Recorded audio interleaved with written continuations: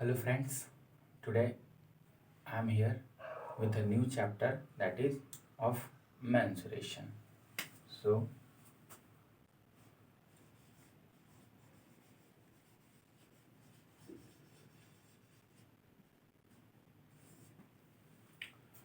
what do you mean by mensuration? So, basically, if we say mensuration is a branch of mathematics which deals with the area, perimeter, volume, and surface areas of the figures. See,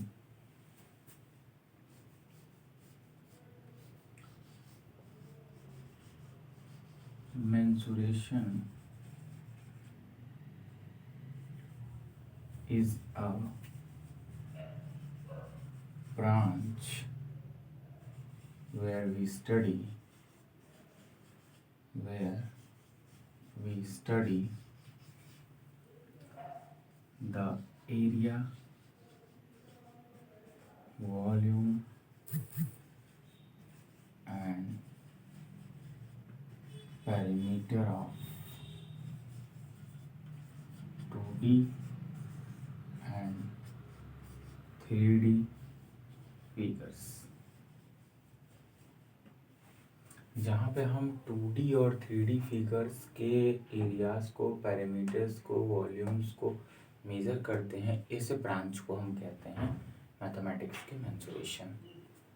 next हम बात करते हैं, हमने कहा कि branch होती है mathematics की जो 2D और 3D फिगर्स की बात करती है। तो what do mean by 2D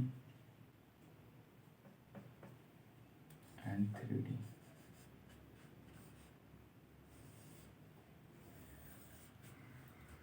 तो 2D जो फिगर होती है हमारी वो होती है 2 डायमेंशनल।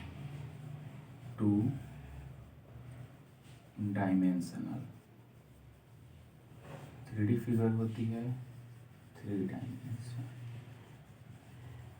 डायमेंशंस का मतलब साइड्स, 2 डायमेंशन का मतलब there are 2 sides. Means whenever you are going to find the volume of 2D figures, you cannot find the volume. Volume नहीं बता सकते क्योंकि ये प्लेन वाले फिगर होते हैं ना, प्लेन फिगर होते हैं, और ये स्पेस फिगर होते हैं। स्पेस फिगर का मतलब ऐसे फिगर्स जैसे इनमें जो होता है वो सिर्फ एक्स और वाई कोऑर्डिनेट होता है, इनमें एक्स, वाई और जेड तीनों कोऑर्डिनेट होते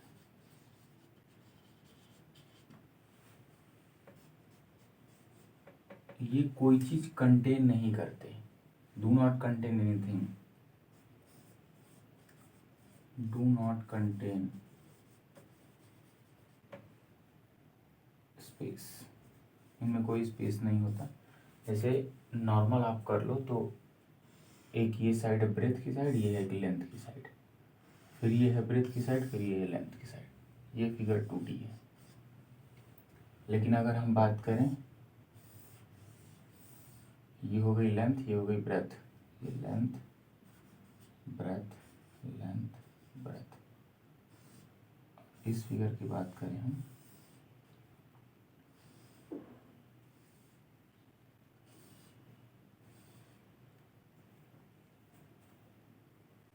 तो ये हो गई लेंथ, इस फिगर को देखिए, ये हो गई ब्रेथ, इसके अपोजिट भी ब्रेथ, ये हो गई लेंथ, ये वाली चीज़ हाइट हो जाएगी। फिर इस फिगर में देखो, ये लेंथ हो गई, ये ब्रेथ हो गई, ये ब्रेथ हो गई, ये लेंथ हो गई, ये वाली जो हाइट है वो हाइट हो जाएगी। जो डिस्टेंस होती है, थिकनेस होती है, या उसकी हाइट होती है, या उसकी डेप्थ होती है, वो अनदर मेजरमेंट लेकर के आती है, एक और पैरामीटर लेकर के आती है, जिससे फिगर 3D हो जाता है, 3 डायमेंशनल का हो जाता है। मतलब 3 साइड्स लगेंगे हमको उस वॉल्यूम को, उस फिगर को शो करने के लिए। तो इस तरह से 2D फिगर्स की डेफिनेशन हो गई कि 2 डायमेंशनल होते हैं, 3D जो होती है वो 3 डायमेंशनल होती है, प्लेन फिगर होते हैं, स्पेस फिगर होते हैं, इनमें एक्स वाई कोऑर्डिनेट से काम चल जाता है, इसमें 3 कोऑर्डिनेट्स लगते हैं, ये कोई कंटेन नहीं करते, दे कंटेन स्पेस। इनमें स्पेस होता है। अब या फिर वो स्पेस होता है, अदरवाइज वो क्या होते हैं, सॉलिड 3D होते हैं, जैसे in the form of sphere की जब हम बात करते हैं। Okay, so moving forward we have solids. 2D हो गई, 3D हो गई। तो मेंसुरेशन क्या है? Mensuration the branch of mathematics where we study about the area, volume and perimeter of 2D और 3D figures. Okay, now moving forward we come to classify the types of the figures of which you have to find the area, volume, surfaces and so many things. See, basically we can say कि 3D figure is a solid figure. Solid होना चाहिए, मतलब fix shape होना चाहिए, fix size होनी चाहिए, that. तो सबसे पहले इस सीरीज में हम पढ़ते हैं, वो होता है cube. Cube, what is cube? तो cube is the 3D figure of a square.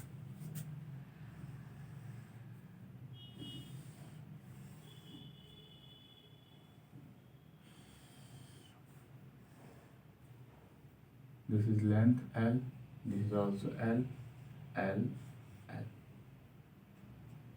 In some books it has been given considered as A, कहीं कहीं पे A दिया था। इसको तो तक मिटा रहे हैं फिगर बनाने में थोड़ा सा।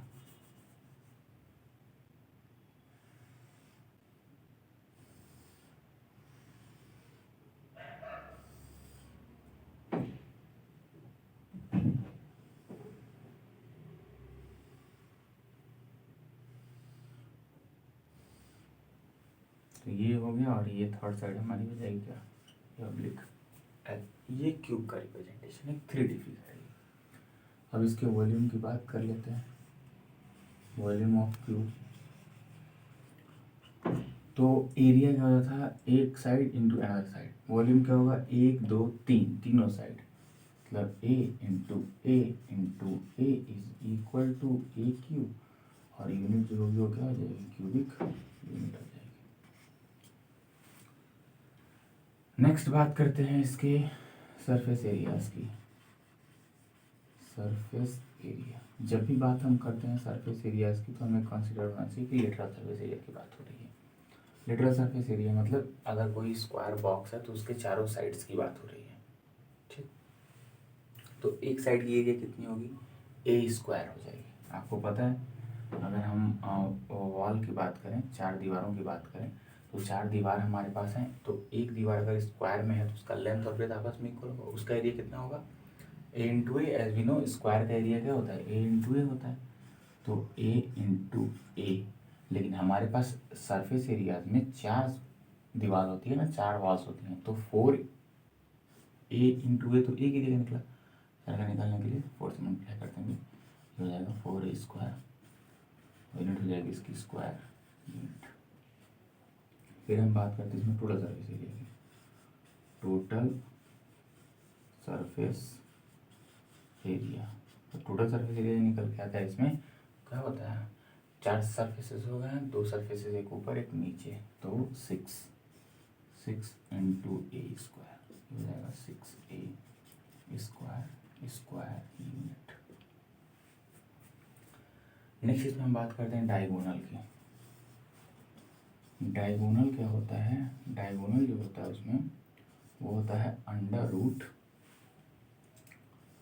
ए स्क्वायर प्लस ए स्क्वायर प्लस ए स्क्वायर, तीनों साइड्स का स्क्वायर करके सम करके उनका रूट निकाले, डायगोनल की वैल्यू मिल जाएगी। तो ये हो जाता है अंडर रूट 3A स्क्वायर, जो कि root 3A unit, single unit. Got it? क्योंकि अंदर में ए स्क्वायर जाएगा, तो square unit square unit square unit. अब यूनिट का भी अंडर रूट लेंगे तो क्या बनेगा, हमारा यूनिट ही बाहर आएगा, तो इसलिए अंडर रूट 3A यूनिट हमारा क्या होता है, diagonal of the cube. Further move करिए क्यूबाइड पे। क्यूबाइड जो होता है वो एक्सटेंडेड फॉर्म होता है किसका, रेक्टेंगल का। रेक्टेंगल का एक्सटेंडेड फॉर्म होता है क्यूबॉइड।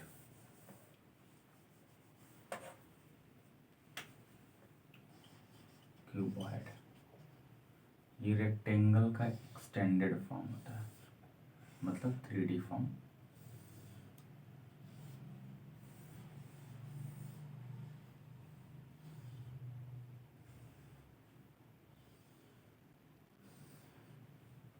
इसमें ये लेंथ, ये ब्रेथ और ये हाइट, तीनों की अलग अलग मेजरमेंट हो जाएगी। तीनों की अलग अलग मेजरमेंट हो जाएगी तो वॉल्यूम क्या होता है, तीनों साइड का मल्टीप्लिकेशन होता है। तो तीनों साइड का मल्टीप्लिकेशन कैसे होगा, हो जाएगा L into B into H, it means LBH cubic unit. Next क्या है कि लिटरल सरफेस एरियाज क्या होंगे इसके, तो लिटरल सरफेस एरिया जो हमारे होते हैं वो यहाँ थोड़े बदल जाते हैं। क्या बदल जाते हैं, यहाँ पे हो जाता है हमारा 2L + B इंटू H, ये हमारा हो जाता है literal surface area of cuboid. फिर हम बात करते हैं टोटल सरफेस एरियाज की। तो टोटल सरफेस एरियाज हमारे 6 स्क्वायर के होते हैं, ये हो जाते हैं 2LB + BH + LH square unit इसका हो जाता है। अच्छा, ये फिगर्स, ये फॉर्मूलाज डिराइव कहाँ से होते हैं ये अभी इम्पॉर्टेंट नहीं है। क्यों, क्योंकि because this series is only recapsulation और you can say one short revision of this class 10th students. तो इसके लिए अभी ये चीज़ें नहीं बताई जा रही हैं कि फार्मूलाज आ कहाँ से रहे, फार्मूलाज कैसे आएंगे वो जब उसका डिटेल वीडियोस बनाए जाएंगे तो आपको बता दिए जाएंगे। नेक्स्ट है डायगोनल। तो डायगोनल मैंने बताया था कि तीनों साइड का क्या कर लेते हैं हम, अंडर रूट कर लेते हैं। तीनों साइड का अंडर रूट कर लीजिए, L² + B² + H² और यहाँ पे यूनिट, ये हमारा डायगोनल हो जाएगा। नेक्स्ट 3D फिगर की जब हम बात करते हैं तो हम बात करते हैं किसकी, सिलेंडर की। सिलेंडर की बात करते हैं तो सिलेंडर को आप देखो अगर ध्यान से, सिलेंडर, तो सिलेंडर जो है वो सर्कल पे ही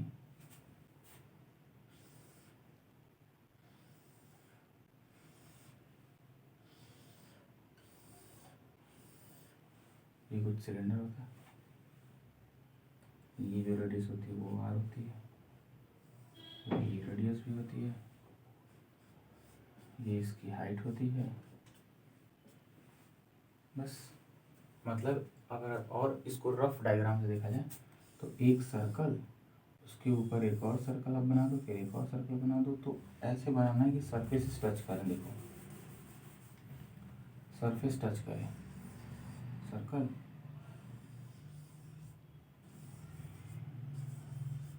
इसको बेसिकली ऐसे जोड़ दो और इनको स्पेस को खाली कर दो।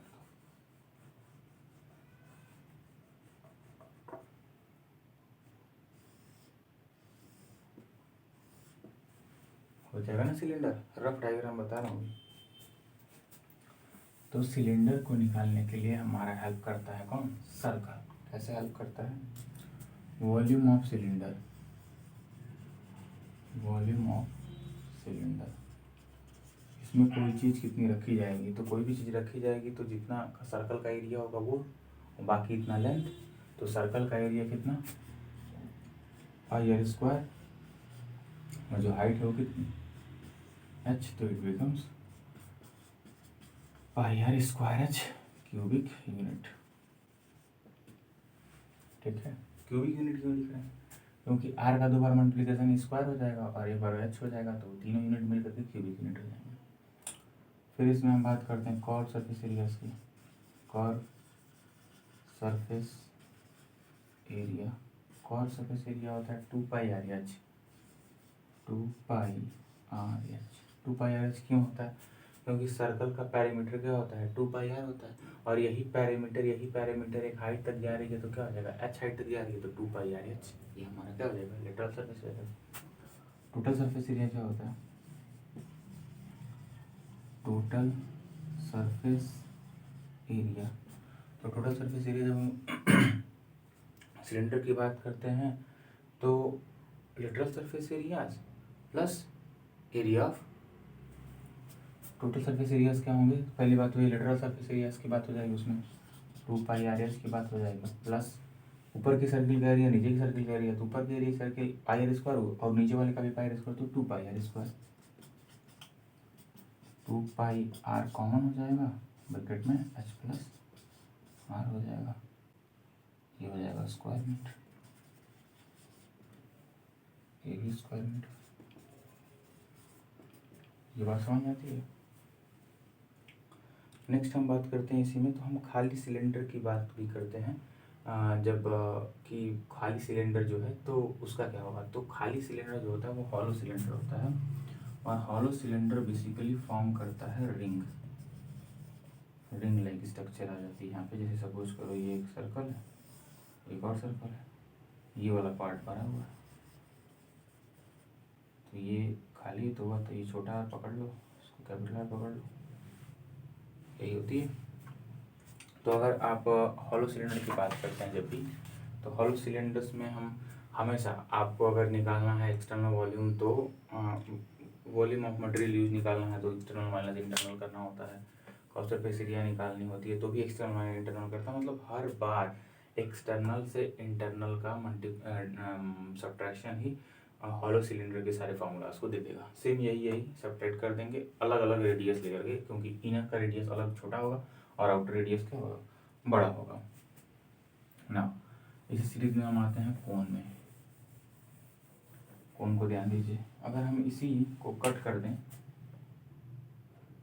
ऐसे 3 पार्ट में कट कर दो, 1 2 3, अब ये हाइट इसकी यहाँ से ये हटा दो, ये फिगर हटा दो,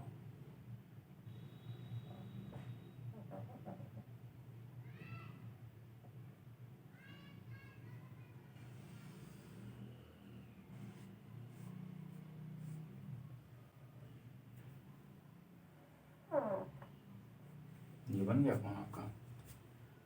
ये तो कोण होता है, ये हाइट हो जाती है h, ये हाइट होती है, और इसको हाइट कर लो, यही हाइट है, बात एक ही है। इस वाले को हम कहते हैं स्लैंट हाइट, इसकी वैल्यू होती है √h² + r²। ये आती कहाँ से है, आप देखो यहाँ पे 90 डिग्री बन रहा है, 90 डिग्री बन रहा है, इसका मतलब है कि राइट एंगल ट्रायंगल बन रहा है। राइट एंगल ट्रायंगल में जो हाइपोटेनस होता है वो बेस और परपेंडिकुलर के स्क्वायर के सम के इक्वल होता है, तो l², ऐसे देखो इस ट्रायंगल में हम बात करें h है, ये r है, ये 90 है, तो इसकी वैल्यू जो होगी वो l कितनी होगी, तो हो जाएगा l² = h² + r², तो l की वैल्यू हो जाएगी √h² + r²। यही चीज़ वहाँ पे दिखाई गई है, ठीक है। तो उसमें जब हमको निकालना होगा क्या, वॉल्यूम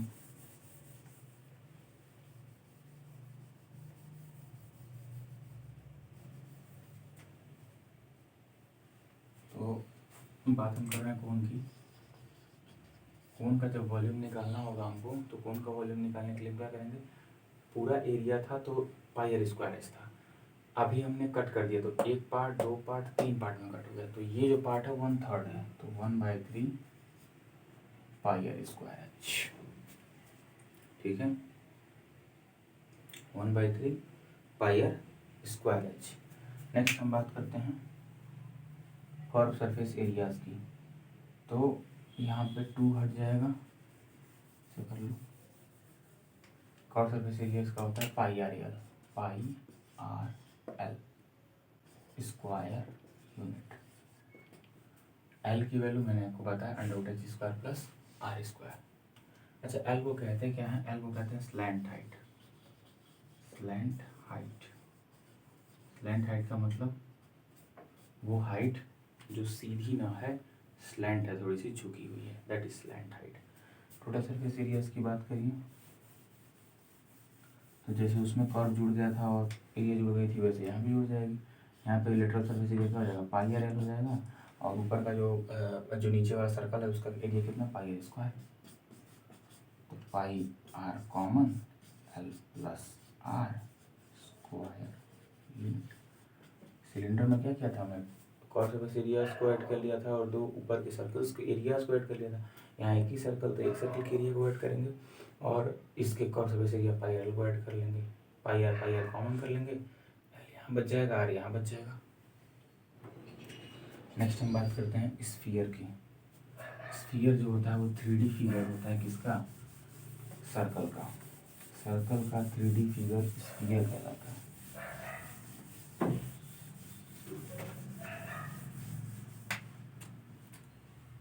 स्फीयर जो होता है वो सर्कल का 3D फिगर होता है। ये फिगर और ये भरा हुआ कंप्लीटली फिल्ड, ठीक है, कैसे स्फीयर, स्फीयर, ठीक। इसकी भी तो कुछ रेडियस होगी,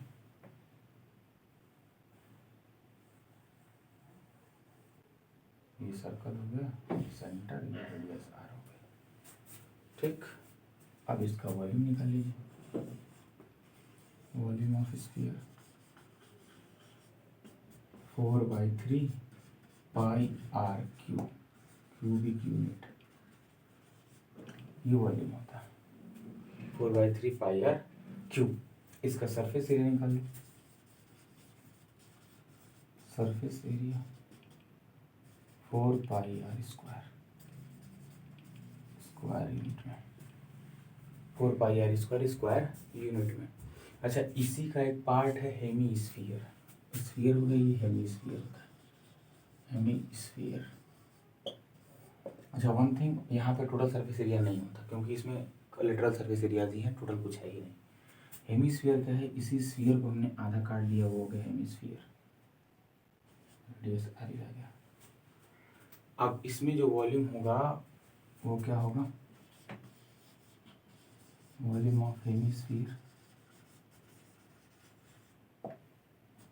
अब इसमें कितना कंटेंट जा सकता है, वही तो होगा वॉल्यूम ऑफ हेमिस्फीयर, मतलब इसका आधा हो जाएगा, ये फुल है, ये उसका आधा है, इसका आधा कर दो, 4/3 का 1/2 कर दो, पाई आर क्यूब, 2 से 2 कैंसिल हो जाएगा, 2 टाइम्स में, 2/3 पाई आर क्यूब, क्यूबिक यूनिट में हो जाएगा। क्योंकि जो फिगर है वो कंप्लीट फिगर है, इसी का हेमी, हेमी मतलब हाफ पार्ट है ये, तो इसका वॉल्यूम जितना है उसका आधा वो हो जाएगा, वॉल्यूम 2/3 पाई आर क्यूब हो जाएगा। अब इसके लेटरल सरफेस, कर्व सरफेस की बात करते हैं। कर्व सरफेस और टोटल सरफेस में मिलेगा आपको टोटल सरफेस। तो ऊपर वाले को उठा के रख दो तो कर्व मिल जाएगा 2 पाई आर स्क्वायर, और नीचे वाले को उठा करके रख दो तो टोटल मिल जाएगा 3 पाई आर स्क्वायर। ये बड़ा शानदार फार्मूला है आपके पास। ऊपर वाले को उठा कर रख दीजिए तो 2 पाई आर स्क्वायर मिल जाएगा, नीचे वाले को उठा कर रख दीजिए तो 3 पाई आर स्क्वायर मिल जाएगा। 3 पाई आर स्क्वायर हमारा टोटल सरफेस एरिया हो जाएगा, 2 पाई आर स्क्वायर हमारा क्या हो जाएगा, कर्व सरफेस एरिया हो जाएगा हेमिस्फीयर का। एक बहुत ही इम्पॉर्टेंट फार्मूला होता है जो कि मैं आपको बता देता हूँ, कभी कभी ये चीज़ें पूछ ली जाती हैं एग्जाम्स में डायरेक्ट। क्या पूछा जाता है कि एरिया ऑफ द रिंग, मैंने जो बीच में आपको डिस्कस किया था, एरिया ऑफ रिंग। सपोज करिए कि आपने कोई अंगूठी ली, ऐसे अंगूठी होती है, कुछ ये शेप होता है, इसके बाद थोड़ी सी मोटी होती है, ये साइड कम्प्लीटली फील्ड होता है। तो यहाँ से जो रेडियस बनती है वो एक स्मॉल आर बनती है, कैपिटल आर बनती है। इसका जब भी एरिया निकालना होगा तो आप निकालोगे पाई, अंदर का स्क्वायर, पहले बाहर वाले का, फिर अंदर वाले का, पाई कॉमन कर लोगे, ब्रैकेट में capital R square minus small R square. ये बहुत इंपॉर्टेंट है, इसको हमेशा याद रखिएगा। मैक्सिमम टाइम ये पूछ जाता है जब कुआं बनाते हैं तो कुआं का जो विथ है वो पूछ जाता है, तो उससे से ये यहीं से निकल जाता है वो। Okay, so this much was for the recapitulation of this chapter. Now, next detailed video in the next videos. Thank you so much. Subscribe my channel and press the bell icon.